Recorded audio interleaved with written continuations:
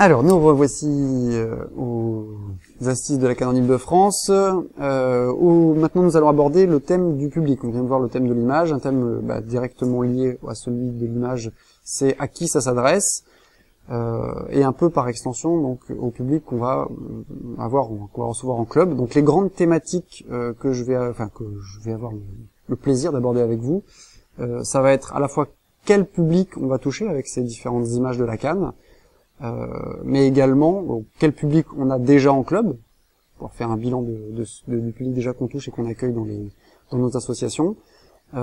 Et enfin, une grande problématique également dans le sport aujourd'hui, mais on va se concentrer sur la CAN, ce sera comment conserver ce public.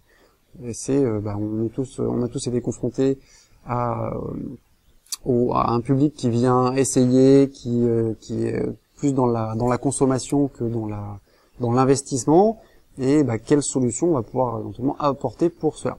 Alors pour répondre à toutes ces questions, je suis donc avec Julien Modelin, moniteur de canne de combat à la Rose Couverte, également moniteur de bâton de Joinville, Jean-Marc Covazza à sa gauche, moniteur de canne de combat également et instructeur de canne italienne à VF Viroflay, et enfin Julien Falconet, moniteur de canne de combat, juge arbitre national et vice-président du CNCCB. Messieurs, est-ce que l'un d'entre vous souhaite commencer, peut-être faire un bilan déjà du public que vous rencontrez en club, enfin, de l'estimation du public que vous avez en club. Julien Falconet. Alors, oui.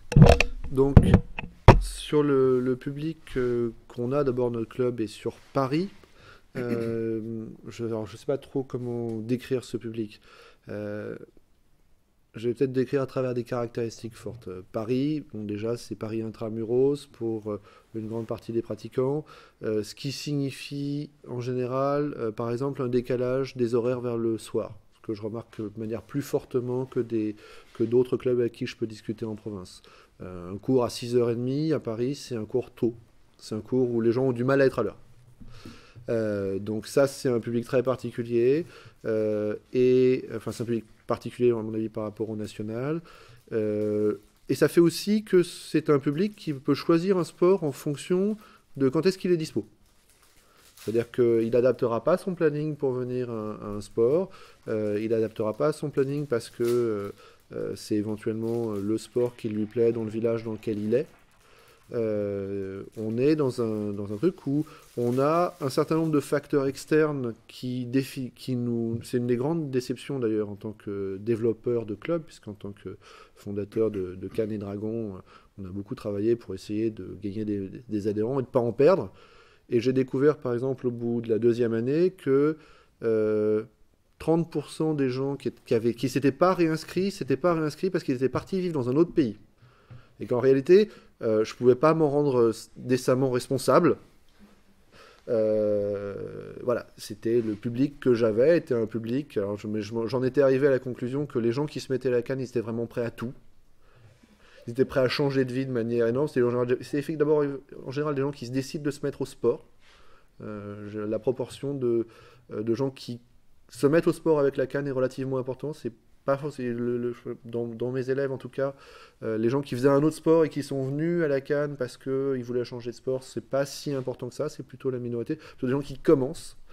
Et donc c'est souvent des gens qui sont en train de changer de vie. C'est-à-dire que soit ils viennent de changer de boulot, ils ont dit bon allez je reprends une vie plus saine, soit ils changent pas de boulot mais ils ont décidé quand même de reprendre une vie plus saine, et ils regardent dans les sports qui les intéressent lequel est. Donc la position du gymnase par rapport à leur lieu de travail, à leur lieu d'habitation, et l'horaire est extrêmement déterminant sur nos recrutements.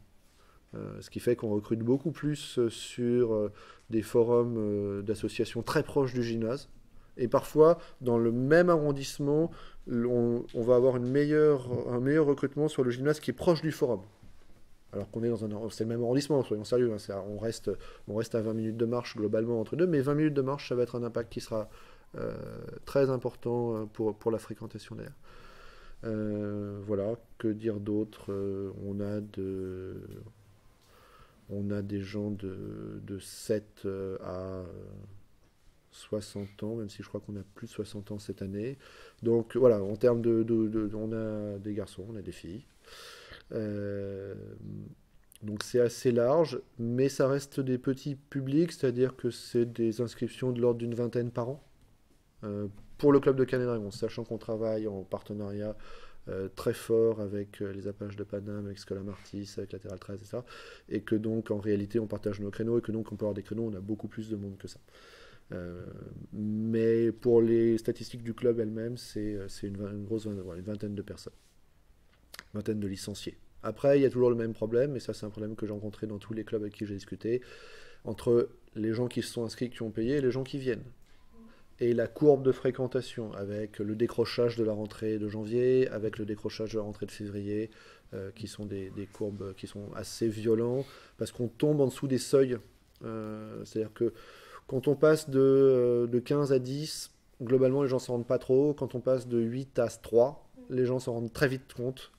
Et, alors il y a des gens qui adorent, parce que ça fait du coaching personnel. Et il y a des gens que ça démotive. Donc ça, c'est aussi des différences de public, mais ça, je pense que c'est pas tellement spécifique.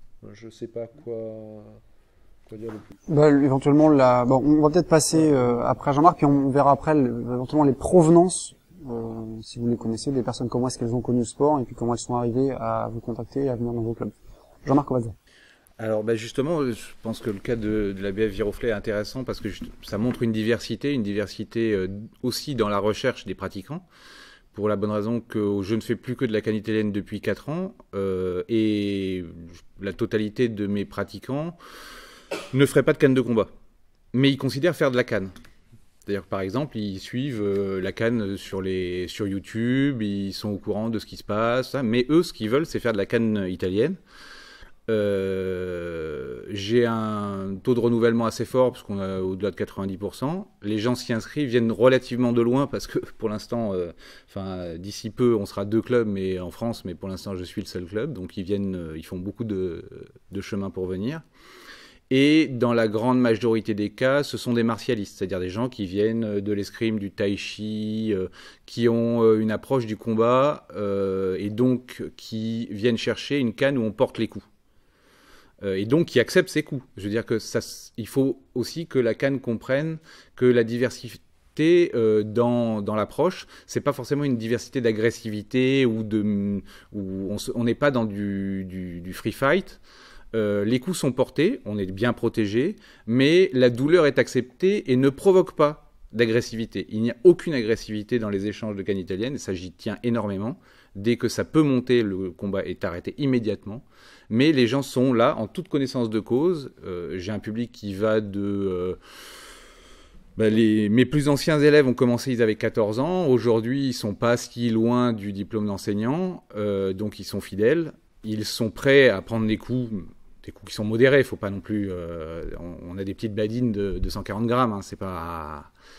mais c'est un public qui vient chercher ça, qui vient chercher une escrime, quelque chose qui est quand même beaucoup plus proche dans le déplacement, dans le timing de l'escrime. Donc c'est un public qui est quand même assez spécifique. Et je pense que la diversité de la canne, c'est aussi de capter des publics qui viennent en connaissance de cause chercher des choses différentes. Et Viroflay, c'est un peu ça. Les gens, ils sont fidèles, ils sont contents. Je les amène, je leur fais voir d'autres cannes. Comme je le disais, on fait des stages de styles très différents. Je les fais voyager en Italie pour qu'ils voient d'autres tireurs qui ont des styles qui ne sont pas le mien, parce que comme vous le disiez, dans les clubs, chacun tire un peu comme son moniteur, et donc il y a des variations, et voilà, et donc c'est un public qui n'est pas énorme, je tourne entre 17 et 15 inscrits, mais avec 90% de renouvellement, et je ne fais aucune communication pratiquement. Donc quand les gens viennent, c'est que soit ils sont arrivés là par hasard, et donc à moi de les convaincre d'y rester, soit ils sont venus en toute connaissance de cause, quoi. Voilà. Mais alors, comment est-ce qu'ils peuvent venir en toute connaissance de cause si tu fais aucune communication? Et c'est un miracle de l'internet, c'est-à-dire que des fois, une seule vidéo suffit. Mais bon. Okay. Donc tu as fait une vidéo. Voilà, j'ai fait une vidéo, mais c'est vraiment c'est infinitésimal par rapport à ce que je devrais faire. Sinon, il faut ton thème astral. Voilà. Mais enfin, c'est vraiment, c'est quasi rien, quoi. C'est quasi rien. Ou ils ont fait des stages. Oui, Parce que ça fait plusieurs années que je fais beaucoup de stages et on s'est fait connaître un peu quand même dans le petit monde de la canne, quoi. Ok, merci Jean-Marc. Julien Modelin. Alors chez nous à Antony, on a des gens qui viennent plutôt d'un milieu aisé. Mais ça reste très varié avec un public qui va de l'enfant de 8 ans à la personne qui approche des 80. Des ingénieurs, des étudiants, des familles et des personnes en situation de handicap. Chose particulière, on a remarqué qu'il y avait un certain nombre de personnes qui arrivaient pour une reprise d'activité sportive. C'était un public qu'on pouvait capter, mais également des gens qui étaient non sportifs à la base. Donc on a des gens qui proviennent pour certains des arts martiaux asiatiques ou européens et d'autres qui ont aussi, on va dire, une porte d'entrée plus historique, médiéviste, jeu de rôle, costume. Voilà, sinon les entrées sont multiples. Il y a une dimension spectacle, mais aussi sportive, physique, mais aussi combat, aussi tactique, aussi très diverses qui amènent nos adhérents chez nous. Voilà. D'accord. Julien Falconet. Oui, un point peut-être pour réagir, c'est quelque chose qu'a dit Jean-Marc qui m'a fait penser. Il y a aussi les gens qui viennent pour le prof. Moi, j'en ai croisé. Des gens qui m'ont dit, bah, c'est plus le même prof, ça me plaît moins, je m'en vais. Donc, on est dans le même club, hein, je parle de trucs, même si on peut avoir l'approche pédagogique, donc c'est pas... Donc, il peut y avoir des choses comme ça. Moi, j'ai quelqu'un qui m'a dit, bah, il n'était pas venu pendant un an, il est revenu à un autre cours, il a fait, ouais, ça m'a moins plu, pourtant je trouvais ça vachement bien, mais ton cours, je peux plus venir, donc bah, je vais pas m'inscrire cette année. Donc, ça arrive, et ça fait partie des choses, alors je sais pas quoi en dire. C'est bien, c'est pas bien... Alors, du coup, pour revenir ensuite aux images qu'on a évoquées tout à l'heure, est-ce que donc à la fois l'image sportive donc via la compétition, l'image plus historique, l'image de l'opposition, éventuellement justement l'opposition un peu plus marquée, plus virée, peut-être avec moins de règles, ou l'image de l'imaginaire, est-ce que vous avez directement un lien de cause à effet entre la mise en avant de ces images par le biais de vos clubs et des retours de public qui viennent justement pour ça et qui vous ont dit, voilà, je vous ai connu par ce biais-là, Julien évoquait justement la partie historique. Donc, quels sont vos retours là-dessus sur à la fois la mise en place des images et les retours en club que vous avez? Julien Falconet. Alors, peut-être avant de répondre à cette question qui est intéressante, je voudrais revenir sur un point, enfin, qui est un peu la complément de ce que je viens de dire là.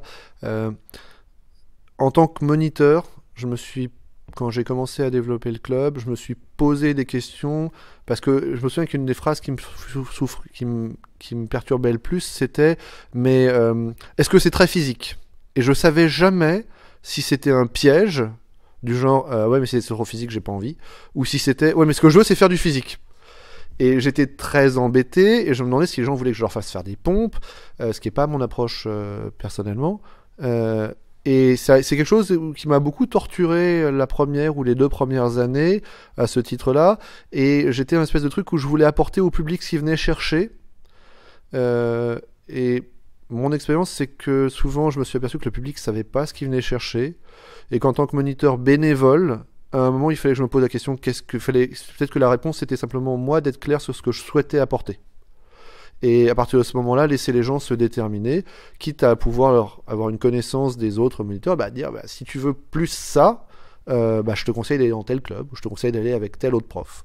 Et je pense que et peut-être ça explique peut-être pourquoi à un moment quelqu'un est revenu me voir en me disant ça m'a moins plu ce que j'ai vu. Je sais pas, ça je ne serais pas capable de dire. Par contre, je pense effectivement que ça va sans dire, mais ça va mieux en le disant quand on est clair sur la posture qu'on prend. Ça ne veut pas forcément dire toujours que c'est la posture qu'on souhaiterait que tout le monde prenne.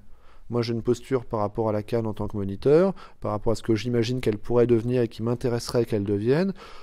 Je pense qu'il y a un intérêt à ce que je le dise, mais je pense pas forcément que tout le monde doit penser comme moi. C'est pas un problème. Et puis si je trouve personne, bah peut-être j'irai faire autre chose. Mais plutôt que d'essayer de dire ouais mais c'est quand même comme ça que c'est mieux et c'est comme ça que tout le monde devrait faire. Voilà, je pense que là-dessus, on peut après discuter éventuellement de ce que vient de proposer Xavier, qui est sur quoi on investit, qu'est-ce qu'on élabore, jusqu'où on va dans l'élaboration pour proposer quelque chose. Là, ça vaut le coup de savoir est-ce qu'on a un public ou pas, parce que si on passe 300 heures à rédiger un document, un nouveau règlement pour une compétition annexe, etc., qui est de double canne, si personne ne s'inscrit, tout le monde aura perdu, enfin, en tout cas, on aura perdu du temps, et c'est bien éventuellement d'en discuter avec d'autres pour enrichir. Mais je pense que la posture où on dit voilà ce que je propose, voilà en quoi c'est cohérent avec ce que vous trouverez ailleurs, voilà en quoi c'est éventuellement pas cohérent avec ce que vous trouverez ailleurs, et si vous voulez aller plus loin, bah, faudra que vous alliez voir d'autres gens, parce que moi je ne vous apporterai pas ça. Voilà, c'est peut-être quelque chose qui est important, et enfin voilà, c'était un préambule sur quelle était la proposition du professeur, parce que nous dans nos clubs on est plusieurs enseignants et nos propositions sont pas toujours les mêmes, voire parfois elles sont pas cohérentes sur certains trucs, mais on estime que c'est une richesse. Je rappelle la question de Xavier, c'est comment est-ce que les différences, parce que j'ai peut-être un peu noyé le poisson, je voudrais pas risquer de... Comment est-ce que les différents aspects ou les différentes représentations physiques, pas physiques, avec les coups portés, pas avec le coup porté, imaginaires, jeux de rôle, historiques, etc., sont présentés dans nos clubs, et comment comment ça marche, quoi, en fait. C'est ça. Jean-Marc Obaza. Oui, juste, cette question de la fidélisation, du pourquoi les élèves viennent et surtout pourquoi ils restent ou pas, c'est quelque chose qui me semble important, et c'est quelque chose qui, à mon avis, nécessite aussi d'aller voir dans d'autres pratiques. Je vais me référer aux arts martiaux asiatiques parce que c'est là qu'ils ont été c'est ceux qui ont été le plus étudiés, malheureusement. Dans les arts martiaux asiatiques, on a de l'interne et de l'externe. C'est-à-dire on a ce qui a un rapport à l'autre et ce qui a un rapport à soi.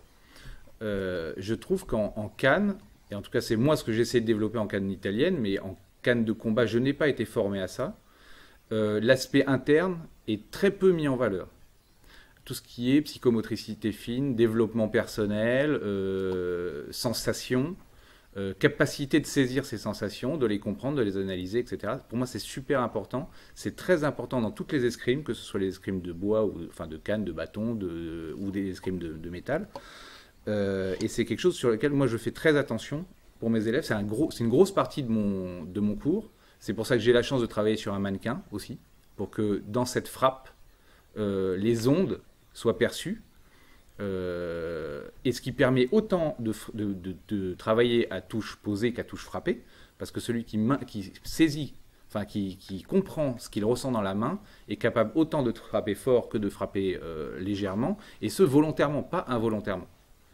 Et tout ce qui est déplacement, les capacités de déplacement, l'architecture du corps quand il y a ce déplacement, si c'est une propulsion, si c'est autrement, la sensation dans les pieds, tout ça, ce sont des choses qui, pour moi, peuvent être des recherches de la part des arrivants, et aussi des choses qui fidélisent. Parce qu'on n'est pas toujours à pouvoir faire une triple volte et se réceptionner en fente, mais que par contre, on peut avoir une motricité très très fine qui, justement, est un complément énorme, voire un palliatif à une capacité de déplacement athlétique, quoi. Donc, Julien Falconi. Est-ce que ce que tu décris là, en le faisant, c'est pas justement intrinsèquement lié aux arts martiaux asiatiques dans leur recherche historique? Est-ce que tu penses qu'il y a eu une recherche d'un art martial interne dans l'escrime historique? Je pense que dans l'escrime historique, il n'était pas verbalisé, mais la recherche était là. Alors si je peux me permettre d'intervenir justement sur l'escrime, il y a un développement assez fort de ce qui s'appelle les fondamentaux, c'est-à-dire vraiment le déplacement. Donc tu parlais de motricité, psychomotricité, un travail uniquement basé sur des déplacements. Donc c'est des phases de la séance où les élèves ne font que des déplacements. Alors ça peut paraître un peu austère comme ça, mais évidemment ça a évolué depuis les premières simplement marche-retraite, marche-retraite, etc. Il y a des façons de faire ça de manière plus ludique. Il y a aussi une recherche au niveau du sentiment de l'arme, c'est-à-dire ce qu'on appelle à la fois le doigté, c'est-à-dire la facilité à être très précis avec la pointe de son arme et également le sentiment du faire, c'est-à-dire le savoir comment percevoir des réactions entre son arme et l'arme adverse, et il y a ça pour le coup, on retrouve des traces de ces recherches, de ces notions dans des manuels relativement anciens. Julien Falconet. Alors, dans ce cas, j'ai précisé ma question pour Jean-Marc. Quand tu dis le développement d'un art martial interne, enfin si je comprends bien ta définition, ça ressemble à des choses que j'ai entendues pour le kung-fu par exemple. Est-ce que ça ne rejoint pas justement la dimension art, au sens où ça a été utilisé par les Américains d'ailleurs, parce que c'est une traduction américaine à la base, qui est où on introduit dans la pratique sportive chez les Asiatiques, pour des raisons historiques assez complexes à mon avis, mais qui sont liées à leur religion, une dimension spirituelle que en France, en tout cas qu'en Occident, on n'introduisait pas, pour des raisons qui étaient aussi très liées à notre religion. Je pense pas que ça aille jusqu'au spirituel, mais ça va jusqu'au physiologique, très certainement. Moi, je parle pour toi et oui, pour les arts martiaux asiatiques. Oui. Mais je ferai le distinguo entre spectacle et art. J'adhère à une vision artistique, mais pas à une vision de spectacle. C'est une vision esthétique. Exactement, parce que pour moi, l'esthétique, c'est quelque chose d'externe, c'est quelque chose d'apparent. Là, je parle de choses internes, mais je ne parle de ces choses internes que dans l'alimentation de l'externe. Je veux pas développer une canne tai chi ou une canne qui est gestuelle juste pour la gestuelle. L'interne doit être relié et doit servir l'externe, c'est-à-dire servir l'opposition. Qu'est-ce que tu appellerais une canne tai chi ? Parce que justement, je pense que c'est exactement sur ce point-là que que ma question cherche à fixer un curseur. C'est une pratique sans opposition. Mais par exemple, une pratique lente, centrée sur la compréhension de sa propre psychomotricité et de comment elle permet de prendre un ascendant sur l'autre, pour toi, ce serait pas une canne tai chi, ce serait simplement une canne de la sensation. Si c'est un entraînement qui a pour but de passer à une vitesse d'opposition normale, je la comprends. Mais si elle doit se suffire à elle-même, en tout cas moi, elle ne m'intéresse pas. Et je ne l'enseigne pas comme ça. Alors, pour le peu de tai chi que j'ai fait, il est décrit des phases d'opposition en tai chi. C'est pas parce que le travail lent est le travail de base, et qu'un travail sans opposition à base de kata est le travail de base, que ça n'a pas une finalité martiale aussi. Voilà, juste. Voilà. Mais je pense que c'est la question de la création d'une mystique autour de la discipline, telle que les arts martiaux asiatiques en ont beaucoup bénéficié à une phase où on découvrait la culture orientale en Occident et qui fait qu'on est plus mal servi parce qu'on est français, il faut le savoir aussi que ça joue.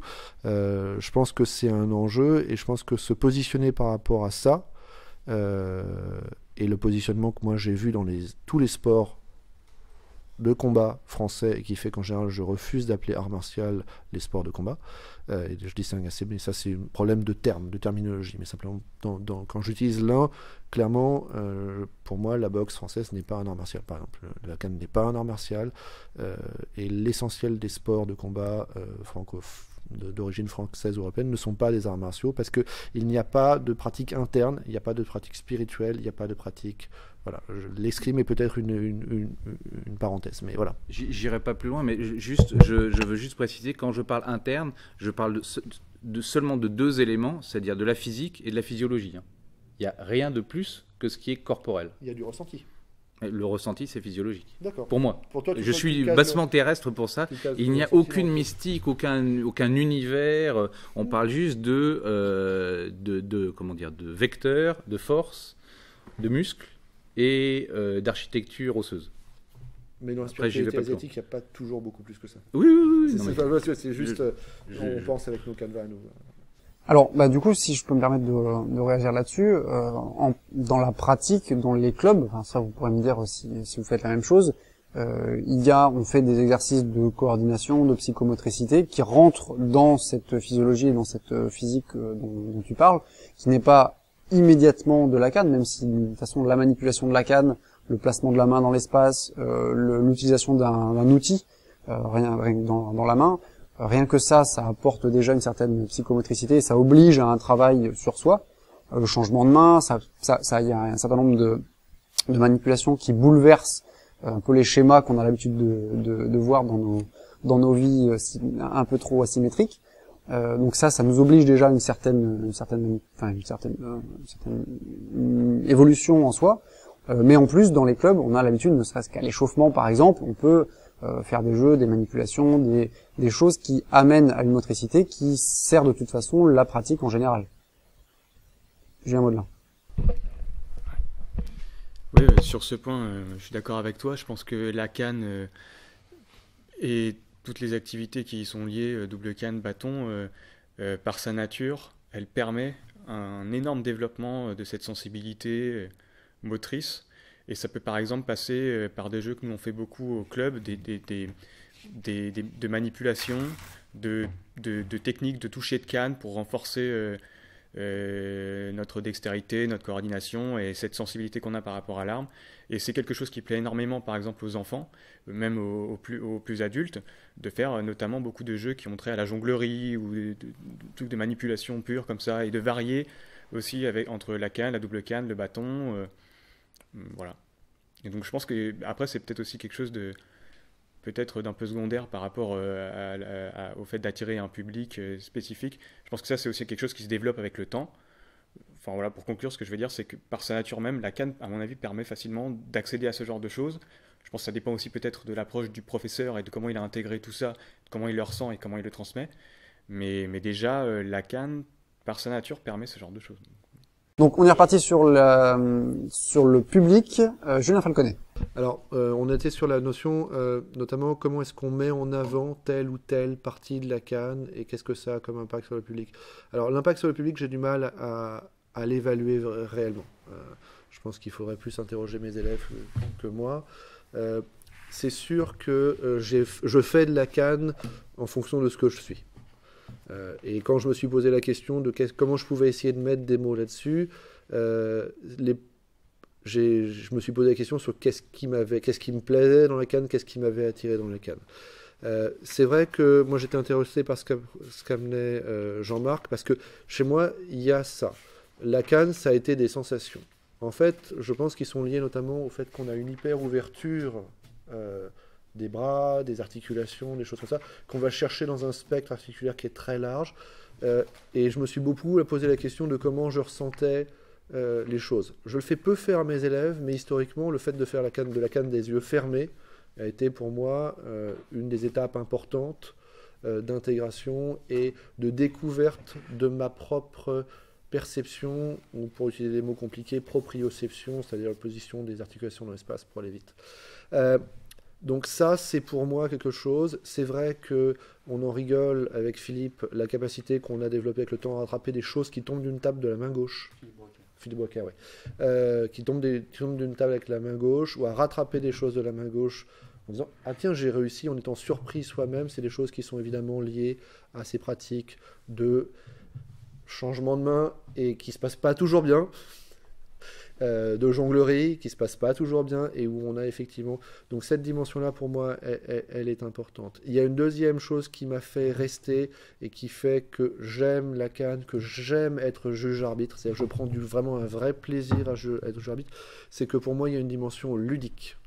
Et que le règlement d'arbitrage de Cannes, quand on l'a lu, quand on l'a intégré, c'est un jeu dans le jeu. C'est-à-dire que c'est un jeu de société, je peux sortir les pions, je pourrais créer un jeu avec des cartes sur les différents trucs. Et moi, ça fait partie des choses qui me plaisent beaucoup. Alors, il y a différents niveaux de jeu, bien sûr. Il y a le jeu de celui à qui on a appris les 2-3 coups, les 2-3 parades qui permettent de commencer à échanger. Et là, on va toucher, effectivement, il se trouve que moi, j'ai beaucoup fait de jeux de rôle sur table. Et que donc, imaginer des combats, essayer de voir comment ça fonctionne. Il y a un gros imaginaire qui s'est nourri l'un l'autre. J'ai utilisé la canne pour mieux imaginer mes combats et j'ai beaucoup utilisé ce que j'imaginais en canne pour essayer de retrouver des choses en jeu de rôle pour essayer de les retrouver en canne. Donc cette dimension ludique là, elle existe. Et paradoxalement, et je sais que je choque beaucoup de gens quand j'ai des discussions tout ça, pour moi, la compétition c'est juste un jeu de plus. Alors c'est comme tous les jeux, je les prends très au sérieux et je trouve que c'est amusant que quand on joue vraiment. Je joue pas au tarot sans compter les points. Je joue pas aux échecs sans finir la partie. Voilà. Pour moi, et donc, dans ma pratique, il se trouve que j'ai arrêté la compétition parce que j'ai trop de choses sur lesquelles je m'investissais, et en particulier l'arbitrage. Mais ça me manque parce que mettre un masque, rentrer sur une aire et voir qu'est-ce que l'arbitre a à me dire de ce que je suis capable de faire quand je donne tout, ça m'intéresse. Voilà. Et pour moi, ça fait partie du jeu et ça m'intéresse de voir ça m'intéresse de jouer, quoi. Aujourd'hui, parce que j'ai cette avance-là, j'ai tendance à considérer que je joue pas si j'ai pas un masque et s'il n'y a pas un arbitre. C'est ma perception. C'est pas forcément celle que je transmets à mes élèves. Je transmets ça à mes élèves quand ils arrivent, ils commencent à buter, ils disent ah ouais, je sais tout faire, mais j'arrive pas à toucher. Ok, tu veux vraiment toucher? Alors on va voir qu'est-ce que tu peux faire pour désorganiser l'autre pour réussir à le toucher. Parce qu'avec nos armées, clairement, c'est pas avec ça que tu toucheras. Tu es visible, donc ça veut dire que le jeu, il est au niveau du dessus. Donc, et moi, dans l'évolution de la CAN, le fait que la stratégie soit en train de reprendre le pas sur la technique, ça me plaît. Je dis pas que c'est pas pour ça que je me... Donc voilà, c'est ma posture, et dans mon enseignement, je vais essayer de centrer sur ça, sur... le ressenti et le jeu. Et le jeu au sens ludique aussi du terme, au sens où on peut aussi faire des constructions, construire des hôtels, des maisons, etc. Ça, c'est vraiment quelque chose qui me plaît dans la CAN et c'est ce que j'essaye de mettre en place. Étant rôliste, bien sûr, je suis en adéquation avec une grosse partie de mon public qui, je le découvre dans le vestiaire, est à 2/3 rôliste, ou l'a été, ou je veux dire, pratiquant de jeu de rôle. Donc c'est quelque chose qui me frappe, la espèce de consanguinité de ce milieu-là, en tout cas dans les groupes que j'ai fréquentés, pas seulement à Paris. Donc voilà, c'est ces éléments-là. En termes de démonstration, c'est pour ça que moi j'ai beaucoup accompagné le fait qu'on aille sur Geekopolis, sur des gros salons qui visent ce type de public-là, parce que pour moi c'est un public qui est beaucoup plus prometteur que les boxeurs par exemple, qui ont, pour des raisons de sensibilité. Alors peut-être, comme on me l'a dit, comme Ben le disait, c'est pas le public, le sportif, c'est peut-être pas là que viendront les champions qui ont fait 300 pompes par jour depuis qu'ils ont 12 ans et qui donc sont taillés pour être performants physiquement, mais c'est pour moi des gens qui amèneront du jeu, c'est pour moi des gens qui amèneront de bonne ambiance et un plaisir qui ne sera pas seulement compétitif et qui sera très sensible, y compris aux dimensions ludiques et démonstrative. Juste pour apporter de l'eau à ton moulin, je rappelle quand même qu'un des plus vieux manuels de CAN s'appelle Le jeu de la CAN, de Maître Laribo. Donc c'est pas nouveau en CAN. Que nous, en CAN italienne, on n'est pas des tireurs, on est des joueurs, des giocatori. Et qu'on dit jouer de la CAN, on ne dit pas combattre ou autre. Même si nous, on porte les coups, mais on joue quand même. Oui. Alors, effectivement, rapidement, ça veut dire que, à titre personnel, je ne suis pas intéressé dans ma pratique quotidienne par l'efficacité de la CAN. Souvent, quand les gens me disent oui, est-ce qu'on pourrait assommer en un coup? En fait, peut-être, mais ça ne m'intéresse pas. Moi, ce que je vends, ce que je suis bon à vendre, entre guillemets, c'est la dimension jeu. C'est-à-dire toucher sans être touché dans le règlement. Ces dimensions-là m'intéressent, mais dans ma pratique à moi, elles sont plus marginales. J'aimerais avoir plus de temps d'ailleurs pour les explorer, parce que je pense qu'il y a des vérités intéressantes derrière, etc. Mais je suis débordé. Voilà. Accessoirement, le chef de mon école, qui est maître d'armes et qui a quand même commencé l'escrime à une époque où le duel était autorisé, qui s'appelle Italo Manusardi, m'a toujours dit, et quand j'ai eu mon diplôme, il m'a dit « Gagner, oui, mais jamais sans le style ». Et il faut dire que lui, à l'issue de ses premières rencontres d'escrime, c'était le style et la mort. Donc c'est vraiment mettre le style au-dessus de tout. Donc rapidement, en quelques mots, donc Jean-Marc Covaza sur la fidélisation. Sur la fidélisation, je pense qu'il est important de réfléchir à qu'est-ce que durant sa vie de tireur, le caniste va faire. Parce que la compétition, c'est bien beau, mais au-delà de 40 ans, apparemment, les genoux ne suivent plus. Et pas que. Donc il faut donner une perspective. Et pour moi, cette perspective, elle peut être aussi dans la responsabilité du caniste dans l'ensemble, parmi les canistes. Et pour encore revenir, entre autres, et pas uniquement, je trouve que le monitorat et le rendre difficile le professorat n'est pas bon pour la pérennisation, pour la longévité du caniste. Je prends l'exemple encore de de mon école. On commence par être instructeur niveau 1 quand on est, quand on est apte à l'enseignement. On est instructeur niveau 2 quand on a formé ses premiers diplômés. On est instructeur niveau 3 quand on a formé son premier instructeur. Et on est maestro quand on a développé son propre style. Ça donne une très très longue longévité, enfin une longévité très importante potentielle. Voilà. Oui, moi je voulais juste revenir, enfin terminer sur par rapport au public, et parce qu'il y a beaucoup de portes d'entrée dans la CAN, enfin en tout cas de ce qu'on a constaté. On a des gens qui viennent pour un aspect santé, notamment par exemple avec le bâton, notamment. On a des gens qui sont très intéressés par notamment tout le contenu que notre professeur a pu mettre sur Internet au niveau des vidéos et des dossiers qu'il a pu faire sur l'historique, sur le caractère un peu patrimoine et le côté peut-être aussi un peu viril des pratiquants de Cannes, des maîtres de Cannes du 19e siècle, etc. Donc il y a un bestiaire vraiment vivant dans leur esprit. Et les enfants, par exemple, ils adorent quoi, hein, les vidéos sur ce genre de choses, 19e, ce genre d'histoire.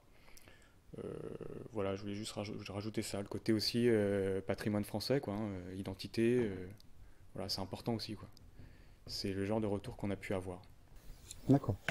Alors, avant, intervention de Julien Falcon. Juste une question. Les gens viennent faire du bâton quand ils ont un objectif santé? Ou c'est la proposition que vous faites aux gens qui viennent faire du bâton, aux gens qui viennent pour un objectif santé? D'accord, ok. Parce que j'ai l'impression que c'est l'inverse, ça me paraît. Ce que je veux dire, c'est que cette personne a pu certainement, suspecter qu'il y avait peut-être quelque chose à faire avec le bâton, en l'occurrence. Voilà. Moi, ce que je constate aussi, c'est que, a priori, on peut vraiment toucher un public très très divers, et que la CAN et tout ce qui vient avec est une excellente matrice d'approche pour tout un tas de pratiques armées, quoi. Par sa nature et sa technique, quoi.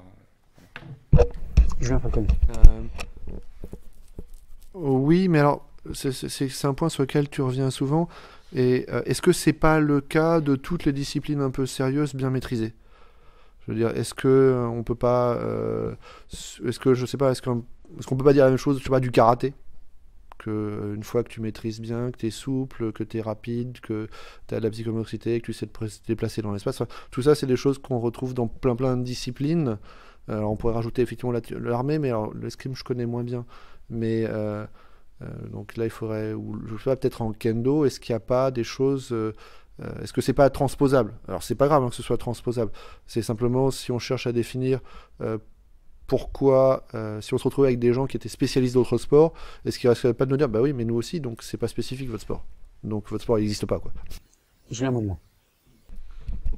En fait, ce que je voulais dire, c'est que par la nature des critères techniques de la CAN et de ses spécificités, en termes de principes d'efficacité, de développement complet du bras, d'armée, mais également par le fait que ça se pratique sur une aire circulaire, donc les déplacements latéraux sont permis, qu'on peut également pratiquer des deux mains, ce qui n'est pas le cas par exemple au kendo, enfin au kendo c'est les deux mains, mais bon, ce que je veux dire c'est qu'on n'est pas latéralisé quoi, à la CAN. Enfin tout ça c'est une matrice quoi, technique qui est à mon avis ultra intéressante et performante après comme approche pour faire d'autres choses. Je me fais l'avocat du... Non, mais j'entends bien. J'entends bien. Je me fais l'avocat du diable, mais si j'en étais pas convaincu, je serais pas là. Alors merci. Est-ce que dans le temps qui nous reste, alors j'aurais bien voulu aborder pendant qu'on est dans le public, le sujet des enfants, parce qu'il me semble qu'à peu près, ou des jeunes en tout cas, à peu près tous les trois, vous avez dans vos clubs des jeunes. On va peut-être d'abord prendre des questions publiques le temps avant que la caméra rende l'âme. Est-ce que dans le public il y a des questions sur ce qui a été dit jusqu'à présent? Pas de questions.